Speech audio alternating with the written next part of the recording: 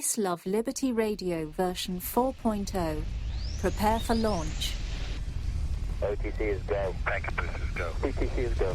LPS is go. Houston flight is go. Mala go. STM is go. Safety com is go. STU is go. LRD is go. SRO is go. CDR is go. Launch Director, NTD, our launch team is ready to proceed at this time. 99, proceeded, 3, 2, 1, ignition. Right away, Houston. Consequences so severe, so pull your trigger quickly, dear. Our patriots are acting up, let's punish them with fear.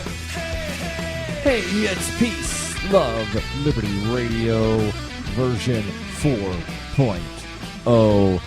And, this is a topic that I've wanted to talk about for a while. And, it's just been one of those things to where I've had other stuff sort of come up that I've wound up talking about. And, this is really one of those things that as a single guy, it is something that's kind of taboo to talk about. And that is relationships and being single. But I will do my best to wind up talking about this without coming across as... And I think the reason it's taboo is because whenever single guys talk about being single, it comes across as, well, you're just complaining. You're just being whiny. You're just not, fill in the blank reason for why, you're single. But, it's something that I think needs to be talked about, and single guys that want to discuss being single should not be denigrated and looked down upon. Whereas if a single woman were to say, I've been single for too long, then there's going to be a million guys that are like, well, I can change that if you want. But yet when a single guy says, I've been single for a really long time, everybody comes up with all of these reasons that apparently you're just not, quote-unquote, man enough. You're not an alpha. You're some kind of beta. You're a basement dweller. Here's all of the things that are wrong with you as a person. Doesn't matter how much you have changed over the course of time that you've been single. People are going to, tell you all the things that you need to do to improve yourself without even knowing anything other than, oh, it's some single guy that says he's single, so here's all of the things that society says is wrong with this human being. Now, I've got a couple of different articles about being single for a really long time. One of them I've had for about a year and a half in not necessarily a show prep folder, but it's something that I'll look back at every couple of months. And I've had it in my show prep for a while now. And it's titled, What Happens When You Stay Single for Too Long? And there's another article that I have that it looks at sort of the happy side of why the longer you're single, the better you'll be when you finally enter a relationship. So let me just begin by saying, yes, I've been single for over a decade. And yes, I have improved as a person. And if you have known me for any amount of time, you will know that. So I now enter into territory that I probably should not enter. So what happens when you are single for too long? The article comes from mode.com. They say, let's face it, if you go years and years without being in a committed relationship, you're probably going to be, or rather you're going to become a little selfish. Single people have less emotional responsibility and can pretty much do whatever they want when they want. But while the endless brigades of self-love and me time are valuable, you will probably want to start to think you're the center of the universe pretty quickly. You become too picky, they say. It's very likely that someone who has been single for a long time, it's because they're too picky. Being picky to a certain degree is a good thing because it shows that you value yourself and aren't willing to settle. So people who have been single for a long time become less and less reliant on relationships, thus more and more picky. Unfortunately, there are no perfect relationships out there. Now continuing on with the too picky point, if you've been so long without a relationship, you may be scared of getting into one after being out of the game for so long. For this reason, you might run for the hills at the first sign of adversity, or after the first quirk or dark characteristic of your new partner is revealed. Instead of working at it, you will be more inclined to just give up. You shy away from intimacy is number 4. It's possible, if you go so long without being vulnerable or putting yourself out there, you're going to run the risk of closing yourself off. Particularly the older you get, the harder it will be to let someone in. This might even result in a fear of intimacy, difficulty creating and maintaining intimate relationships, as well as a fear of commitment. Intimacy takes practice. And I will say, and I've talked about this a little bit before, there was a period of time after I got divorced a little over a decade ago that I did intentionally, prevent myself from even trying to date. And I think that was a problem. Not necessarily because at the time, yes, I probably should not have dated, but the fact that I intentionally even avoided looking for anyone to go out with, I think wound up having long-term negative effects. Because, again, it's been over a decade since I've been in anything other than, a short-term, long-distance relationship, none of which have worked out. Number 5 on the list, you get so used to your preferred way of living. This is a big one for people that have been so long without a relationship, you forget what it's like to coexist with another person. Single people, and I think what they're talking about here is single people that don't have roommates or don't have other people that are close to them in their life. I'll finish telling you about this as well as the other 2 things that they say happen when you are single for too long, as well as why people that have been long-term single might actually be better in relationships.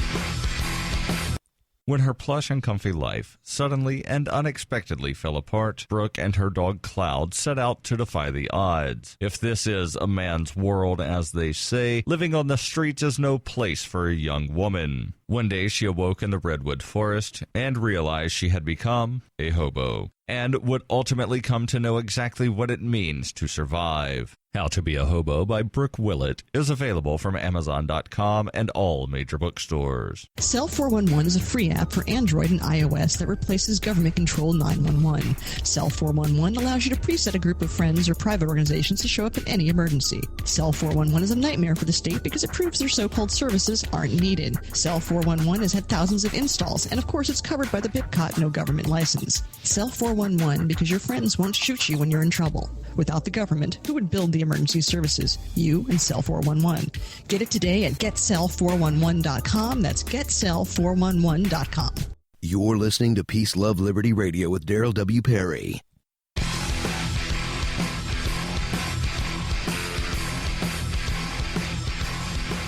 So before I jump back into the articles about finding love and why being single for a really long time might, on the one hand, make it harder to find love, but at the same time, when you find it, it might actually wind up making it better.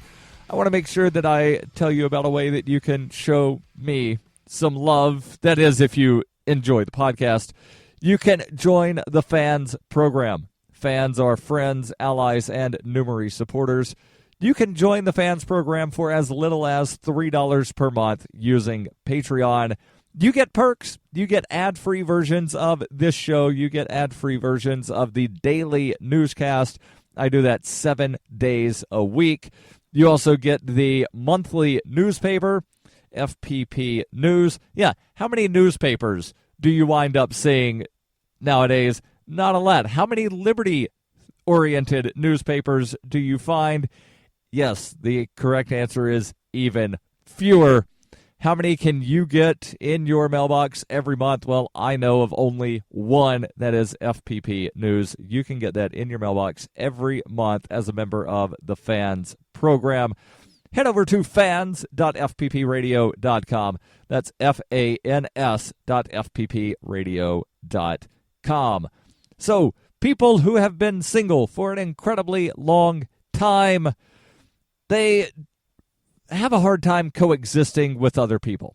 And I think, again, I think what the author of this means is single people who live by themselves, not single people that have roommates or single people that work closely with other people.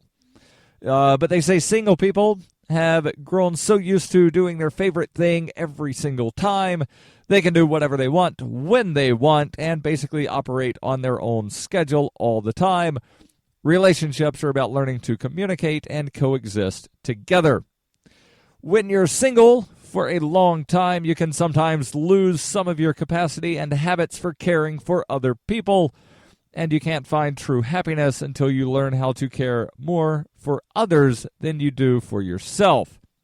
Being in a relationship is going to help you learn how to not be so obsessed with what is going on with you all the time, and care about someone else's life every now and again.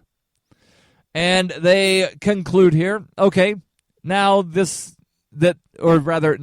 this chronically single person is finally involved in an exclusive relationship, their hard work is only beginning. If you have been single for so long, then you haven't had to worry about how your behavior is going to affect someone else. Until now, of course. This can result in a few bumps, as how you act when you're single is much different than how you act when you're in a relationship. Now, there's an article from Elite Daily titled, "Why the longer you've been single, the better you'll be in a relationship." The author begins, relationships are high stakes these days. I haven't looked into the numbers, but considering how many relationships the average person has in a lifetime, not counting one-night stands, booty calls, and friends with benefits, the probability that things will work out is between 10 and 15%. Probably even less if you factor in the marriages that are failing or very unhappy. Why are relationships so hard, and why do we enter them if they're doomed? Relationships might have such trouble because people tend to learn by trial and error. We aren't sure what works, and we'll date anyone who catches our interest in order to narrow our preferences. And I just have to stop right here and say that, no, I don't even ask out every woman that catches my interest just because, my schedule might not allow for it. Or I might realize that, just because I think she's interesting doesn't mean she thinks I am. And, it's like this whole big complicated thing to where I honestly think that I overthink things. I've been told that I do before, and maybe I do, maybe I don't. But yes, there are some people that they'll just, start dating any random person. Like they break up on a Tuesday, they've got a new boyfriend or girlfriend on Wednesday, and I'm like, how the hell does that work? Like, how do you wind up breaking up with somebody on one day and you've got a completely different relationship the following day? I do not understand how that works, but apparently it works for some people, or maybe it doesn't work. I don't know, but, it seems to be a thing to where, some people are just able to automatically enter another relationship as soon as one ends. But I digress and continue with the article. But there has to be more to it than that, meaning just dating anybody that catches your interest. Certainly, many happy relationships, ones that should have worked, have failed. Maybe the people in them just could not get it together. Most people would say that the timing was off. Oh, timing, you impossible little bastard. But wanting a relationship isn't the same as being ready for one. Sometimes we aren't emotionally ready to date. Dating after heartbreak, for example, is always difficult. People believe a relationship should work if both people are in a healthy emotional place in their lives. And this does make it more doable, but being emotionally ready for a relationship is not necessarily the same thing as being mentally ready. One of the main reasons people break up is they're not mentally prepared. They don't yet fully understand what it is they want and need, nor are they ready to make the necessary sacrifice.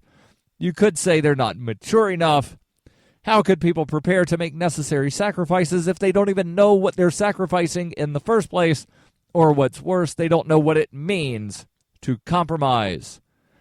Yes, you need to get intimate with yourself. Keep in mind that requires you to spend a lot of time with yourself and no one else. It requires alone time, and the longer you're single, the better the partner you'll be in the future, they say. And why? Well, they say you need to get to know yourself. We spend so much time putting on facades for others, we pretend to be people we're not, and when we try too hard to fit in, we lose ourselves, often without realizing it. We all change with time, but we don't always grow with time. Sometimes we take a couple of steps back, we regress and turn into our younger, more immature selves. It happens. It's okay. The day is not over yet, and you can choose to get yourself back on track. Once you take some time to be alone and explore who you are, keeping in mind that the person you want to be, you'll get to know yourself again. You'll come to realize what's most important to you. You'll also learn what's trivial and disposable in your life. And I'll continue. Stay tuned. This is Peace, Love, Liberty Radio. During the 2013 Porcupine Freedom Festival, Davi Barker presented an idea for a renegade psychological experiment. Since then, he has refined his idea and put his plan and research into writing. He explains, "We aim to show the world beyond a shadow of a doubt that power corrupts absolutely and corrupt authority deserves no obedience." Authoritarian Sociopathy is available from Amazon.com, all major bookstores, and now available as an audiobook. Are you tired of governments murdering people around the world? Stop using their money. There is an alternative. Bitcoin is a stateless, free market, non-political currency. Bitcoin cannot be inflated or controlled by any government. By using their money, you are helping the state. Stop doing it. You have an incredible alternative available now. Learn it, use it, spread it. Get started with Bitcoin at weusecoins.com. That's weusecoins.com. You're listening to Peace, Love, Liberty Radio, online at fppradio.com. Before I continue with the article about why people that are single for longer wind up being better in relationships, I want to make sure that I tell you about Liberty.me. Liberty.me is a social networking site, but it is so much more. Liberty.me obviously has the social networking stuff. You can join groups, you can post cat memes, you can post status updates, but there are also chat rooms. You don't have that on Facebook. You don't have that on Twitter. You don't have audio content available absolutely free that's downloadable from the actual website on Facebook or Twitter or the other social networks, but you do have that at Liberty.me. You also have ebooks and so much more. Oh yeah, you can have your own publishing site connected to your profile on Liberty.me. And one thing you don't have at Liberty.me is internet trolls. That's because Liberty.me is a paid service. Head over to Liberty.me, use referral code FPP Radio, and I believe you save 10%. Liberty.me, code FPP Radio. So, why are people that have been single for a long time better in relationships? Well, they get to know themselves, and they also need to be okay with being alone. You have to accept that you are enough. And this is something that, and again, I'm treading in choppy waters, if you will. That this is something that whenever guys talk about, whenever guys, I've noticed, whenever guys start to talk about emotions or feelings, there's always somebody that's going to come about and say, well, you just need to learn to something, suppress your emotions, don't have feelings, blah, blah, blah, you beta something, you're not a man. Well, something that I've struggled with for a long time is, am I good enough? Because on the one hand, I know I've accomplished things, I have accomplishments, and I'm, worthy of being, a full human being, whatever that means. But at the same time, I'm like, okay, well, I've been single for a really long time. Every relationship I've had, I've been the one getting dumped. Maybe I'm not good enough. Maybe there is something fundamentally wrong with me as a human being. And it's something that I struggle with, and I know other people struggle with as well, but society says that you're not supposed to talk about that. There are certain things that men are not supposed to talk about, and, well, damn it, I'm going to talk about it because it needs to be talked about. Things need to no longer be considered too taboo to discuss. Men should not discuss emotions, is what society says. Screw that. Yes, people, human beings, should be allowed to talk about emotions without being just automatically discharged of, oh, you're discussing your emotions and you have a Y chromosome, so therefore you are not enough of a man. No. We need to discuss emotions. When you start repressing emotions, that's how you wind up getting people that go crazy and killing other people, is because they don't know how to deal with their emotions. They don't know how to share their emotions. They don't know how to have a personal connection with other people because they're repressing something that is so fundamental to being a human. Now, I digress and continue. The author of this article says, I understand you want someone in your life. I understand you don't want to feel alone. I don't either, and neither does anyone walking this planet.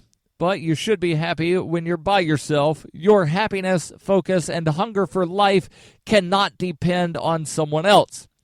I understand, the author writes, that on some level this is impossible. Most of us gain happiness from having a partner, but you can't allow someone's absence to define your life. You can't look at a life with someone else as better than your life now, because if that life is better, then the one you're living now must be worse, right? But it's not. It's not a bad life. It's simply a different life, and you need to learn to be okay with something different. Too many people use relationships like Band-Aids, but the blood always seeps through. We're all a bit bruised and a bit scared and jaded. Some days are certainly going to be darker, but at the end of the day, your happiness is truly a choice, and a relationship is not going to fix you. The author says, you choose how you perceive the world. If you realize this and continue to see the world the way you do now, that's on you. But if you force yourself to change, you can. Keep in mind, I said, force yourself. If you change your reality, you'll be happy with your life, and you'll be happy with yourself and how you can control your life, and you'll have something that too many of us lose: hope. Getting into a relationship before you're emotionally and mentally prepared reduces the chances it will work. How can someone else love you when the you isn't your true self?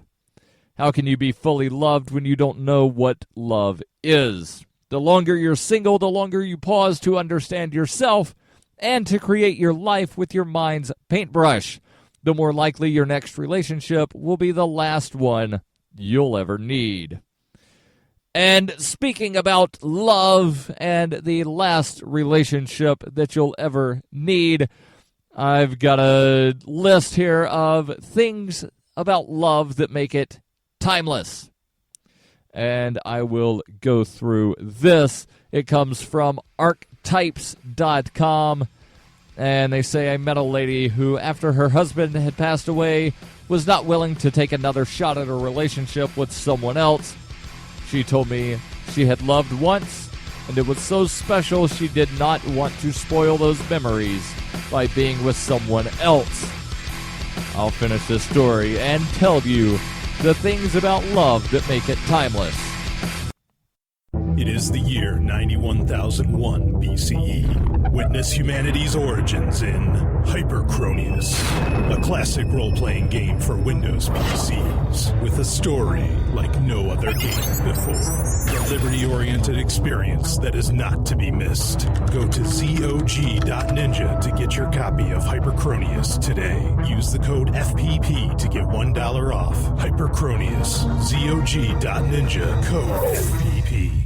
You can support FPP Radio by joining the Fans program. Fans are friends, allies, and Numery supporters. Fans help FPP afford to produce more original content. You can join the Fans program for as little as $3 per month through Patreon and get perks like ad-free versions of FPP Radio News and Peace, Love, Liberty Radio. To learn more or to join the Fans program, visit fans.fppradio.com. That's fans.fppradio.com. Hi, I'm Nick Hazelton from the Anarcho-Yakutalism podcast, and you're listening to Peace, Love, Liberty Radio. Hey, this is Peace, Love, Liberty Radio here in the final moments. I'm focusing. It's all about the love today.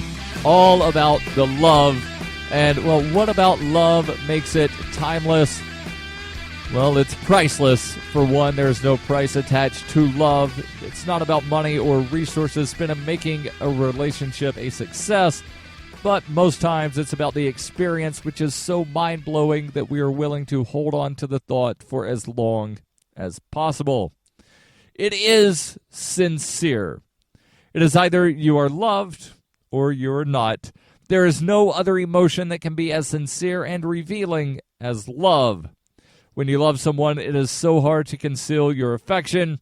To be in love is an expression, a language that is definite and pure, and such sincerity can be formidable enough to make you hold on to this emotion for a lifetime. It is assuring, and I'm going to skip the little blurbs on the next couple of these.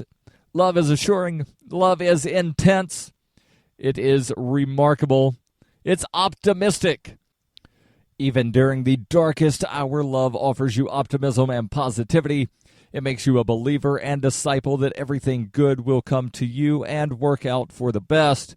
You are not anxious. You are simply certain and optimistic. Love is exclusive. You can term it as exclusive because if you truly love one person, it is always difficult to repeat that feat with another person. You feel that you belong to that special someone, and they belong to you.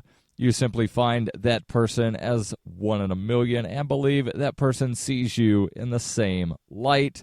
And finally, love is beautiful. Every love story is always a beautiful one. An important element of love is its allure and beauty. It's not about enticing, but enduring, and perhaps the sustaining factor is what keeps its participants engaged and alive. Many may discredit what love truly means and shy away from it, but as humans, we are made to love, and when you are really in love, be willing to experience something that can be timeless. And I really honestly hope that, not just for myself, but for everybody listening, that we all do in our lifetime find that, and I know some people don't believe that there's one true love. They think you can have many, but find enough love to quench your desires, if you will, and hopefully we all find true joy in this life. Hey, don't forget, every Wednesday I answer your questions. Send those over ama@fppradio.com. The podcasts of FPP Radio are licensed under Copyheart. We believe that copying is a form of flattery and do not abide by the copyright laws. Those laws serve to restrict the flow of ideas, which no one can really own. Copying is an act of love. Love is not subject to law. If you enjoy the show, consider joining the Fans program and get perks like ad-free versions of Peace, Love, Liberty Radio and FPP Radio News. To learn more or to join the Fans program, visit fans.fppradio.com.